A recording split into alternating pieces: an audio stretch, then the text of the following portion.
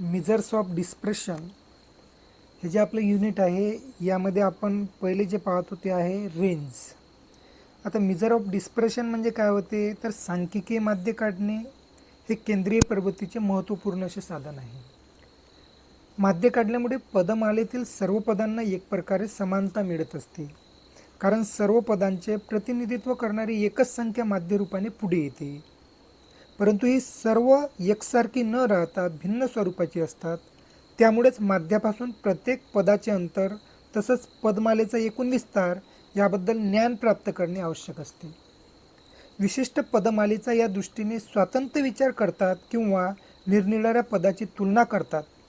या दृष्टीने पदमालेचा निरपेक्ष म्हणजेच ॲब्सोल्यूट आणि सापेक्ष म्हणजेच रिलेटिव्ह मापनासाठी ज्या पद्धतीचा अवलंब करतात त्याला डिस्पर्शन म्हणजेच अपकिरण असे म्हणतात.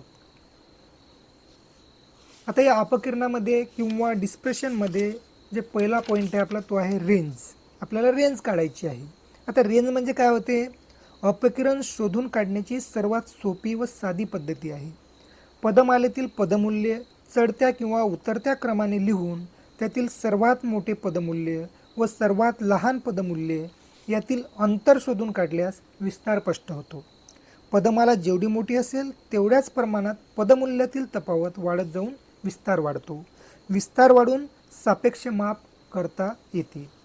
आता याच्यामध्ये रेंजमध्ये काय आहे, आता आपण रेंज काढताना काय करायचं आपल्याला रेंजचा फॉर्म्युला दिलेला आहे. रेंजचा फॉर्म्युला आता तिन्ही सिरीज जेव्हा आपण सोडू तर तिन्ही सिरीजमध्ये हाच फॉर्म्युला आहे. रेंजचा फॉर्म्युला काय आहे तर एच मायनस यल किंवा यल मायनस एच. आता एच म्हणजे काय तर हायेस्ट व्हॅल्यू काय आहे, आपली जी पदमूल्य आहे त्याच्यातली हायेस्ट व्हॅल्यू, आणि यल म्हणजे तर लोएस्ट. त्यानंतर दुसरा जो फॉर्म्युला दिलेला आहे किंवा ऑरमध्ये तर याला यल म्हणजे लार्जेस्ट आणि एस म्हणजे स्मॉलेस्ट.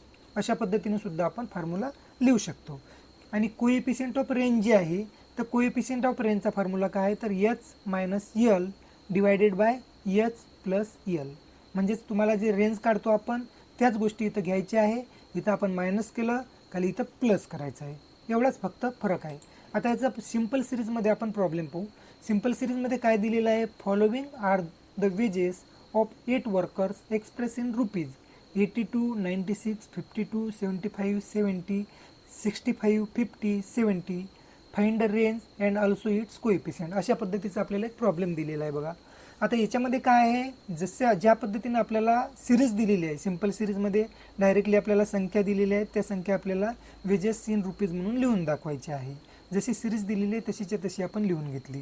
त्यानंतर काय करायचं आहे, ही जी सिरीज आहे याला आपल्याला एक तर चढत्या क्रमाने किंवा उतरत्या क्रमाने लिहून दाखवायची आहे. इथं आपण काय केलेलं आहे, series arrange by ascending order. Ascending ऑर्डरनं आपण सिरीज तयार केलेली आहे.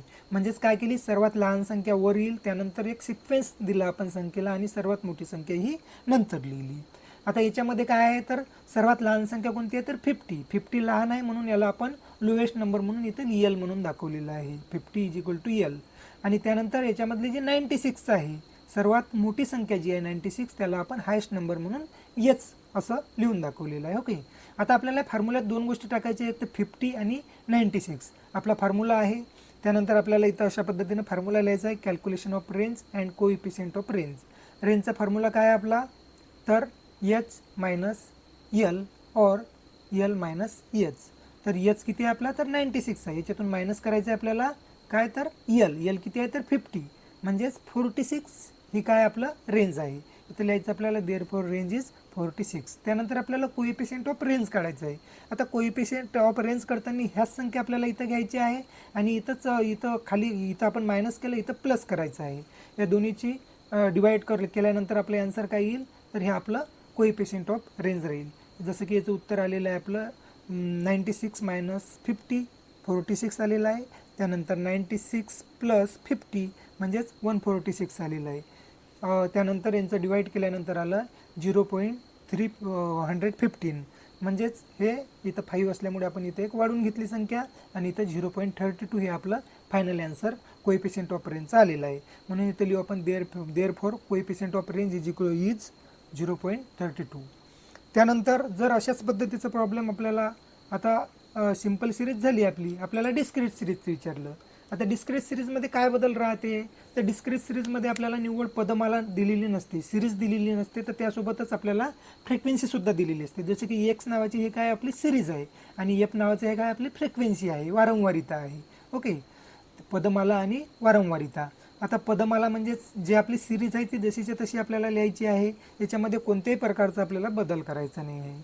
जशी सिरीज दिली ती असेंडिंग ऑर्डर नाही करायची नाही आणि डिसेंडिंग ऑर्डरनं करायची नाही. जशी सिरीज दिली तशी आपल्याला इथं लिहून टाकायची आहे, फ्रिक्वेन्सीसुद्धा जशी आहे तशी आपल्याला लिहून टाकायची आहे.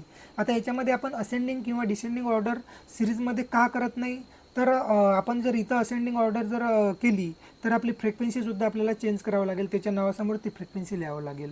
परंतु आपल्याला ती करण्याची गरज नाही. जिथे कुठे आपल्याला इथं लोवेस्ट नंबर दिसेल या सिरीजमध्ये, आपल्याला जिथे कुठे मधात असेल कुठे जरी असेल तर त्याला आपल्याला यल म्हणून दाखवायचं आहे आणि जिथे कुठे हायेस्ट नंबर दिसत असेल तर त्याला एच म्हणून दाखवायचं आहे. आणि त्या पद्धतीने या दोन संख्या आपल्याला शोधून काढायच्या, एच आणि यल. जसं की याच्यामध्ये या सिरीजमध्ये 10 ही आपला यल आहे आणि एच हा 20 आहे. त्यानंतर आपल्याला पुन्हा तोच फॉर्म्युला यूज करायचा आहे, calculation of range and coefficient of रेंजचा फॉर्म्युला जो आहे तोच फॉर्म्युला आपल्याला यूज करायचा आहे. एच मायनस यल म्हणजे याच्यामध्ये 20 हा आपला एच आहे आणि 10 हा आपला यल आहे. म्हणजेच आपलं फायनल उत्तर काय रेंजचं, तर 10 range is equal to 10. Okay, त्यानंतर कोएफिशियंट ऑफ रेंजसुद्धा तसंच काढायचं आहे. इथं 20 मायनस 10 केलं आणि डिवायडेड बाय 20 प्लस 10 केलेलं आहे. याच्यातला याची दुसरी स्टेप, दोन याच्यातून मायनस केल्यानंतर 10 राहील आणि याची प्लस केल्यानंतर 30 होईल. याचं डिवाईड केल्यानंतर काय होईल, तर 0.33 हे आपलं कोएफिशियंट ऑफ रेंज राहील. त्यानंतर कंटिन्यू सिरीजमध्ये कशी राहते, सिरीज दिलेली राहते आणि फ्रिक्वेन्सी दिलेली राहते. सिरीज ही कशी दिलेली राहते, एक कंटिन्यू पद्धतीने दिली, जसे की ग्रुप दिलेला असते 10 to 15, 15 to 20, 20 to 25, 25 to 30. त्यानंतर आपल्याला फ्रिक्वेन्सी दिलेली आहे. त्यानंतर ही सिरीज आपल्याला जशीच्या तशी लिहायची, याच्यामध्ये काही बदल करायचा नाही, फ्रिक्वेन्सी जशीच्या तशी लिहून टाकायची टेबलमध्ये. आणि त्यानंतर जो काही ग्रुप दिलेला आहे, पहिला ग्रुप हा सर्वात लहान ग्रुप राहते आणि याच्यातली पहिली जी संख्या असते, पहिली संख्या हा आपला यल राहील आणि शेवटचा जो ग्रुप आहे, शेवटच्या ग्रुपमधली शेवटची संख्या जी आहे तो आपला एच राहील. ते दोन्ही संख्या आपल्याला घ्यायच्या आहे. म्हणजेच एच किती राहील आपला 30, तर यल किती राहील 10.